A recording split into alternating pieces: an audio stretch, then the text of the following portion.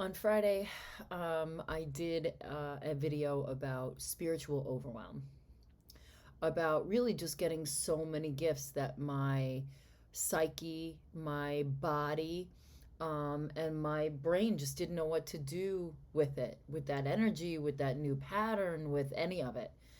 Um, but what went along with that was a couple of things that reflecting now, I wanted to bring up. One is I knew that it was okay to collapse. That I was not a failure for running back up the hill or picking up the sword again or even donning the robes of the priestess and acting like, I'm serene, I'm fine. I wasn't fine. I was far from fine. And the other thing that occurred was, although I'm not totally afraid in asking for help, I rarely do.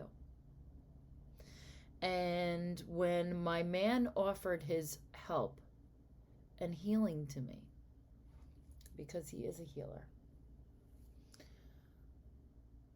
not only could I accept it in the offer in which it was given, which was freely, I could relax into it, not just because there's trust in that relationship, but because there was trust that I could hold it, that I could be vulnerable and hold that. I could hold it with him, but I could hold it with me. And that's really what made the difference.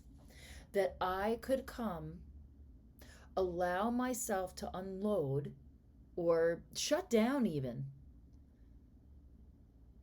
and know that his help would help me and that I would eventually be okay as well.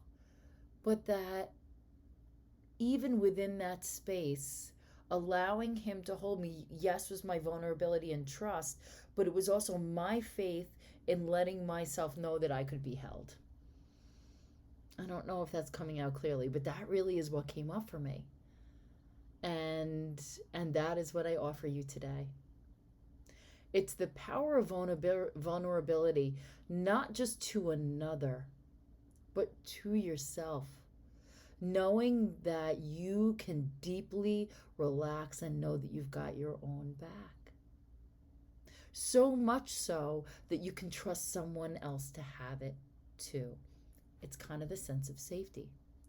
If you've achieved an internal sense of safety, you can relax into someone else's arms because they don't have to provide it for you. No one can provide safety for you. That comes from you. But care and support, that's amazing. And that can come from the outside. And I hope that you have the strength of vulnerability to accept that, because it is a beautiful gift for the giver and the recipient. And that is what I offer you today. And I will see you tomorrow.